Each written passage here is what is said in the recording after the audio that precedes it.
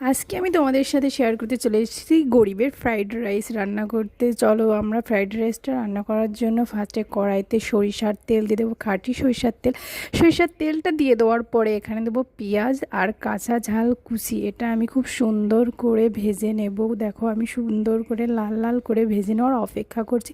লাল লালটা যখনই হয়ে আসবে, দেখো প্রপারলি সুন্দরভাবে লাল লাল হয়ে আসছে, তখন আমি এর মধ্যে দিয়ে দেবো আমার রাত্রে রান্না করা বাসি ভাত, যেটা দিয়ে আমি ফ্রাইড রাইস বানাবো, গরিবের ফ্রাইড রাইস। দেখো এটা এখন ভাজা করে নেব সুন্দর করে। আসলে ভাতটা তো ফেলে দেওয়া যাবে না, যেহেতু বেঁচে গেছে, সেহেতু আমরা এভাবে গ্রামের মানুষ ফ্রাইড রাইস বানিয়ে খেয়ে থাকি। এখানে সামান্য নুন আর এখানে একটু হলুদ অ্যাড করব, নুনটা স্বাদের জন্য আর হলুদটা কালারের জন্য। এই দুইটা জিনিস দিলেই হয়ে যাবে আমাদের গরিবের ফ্রাইড রাইস।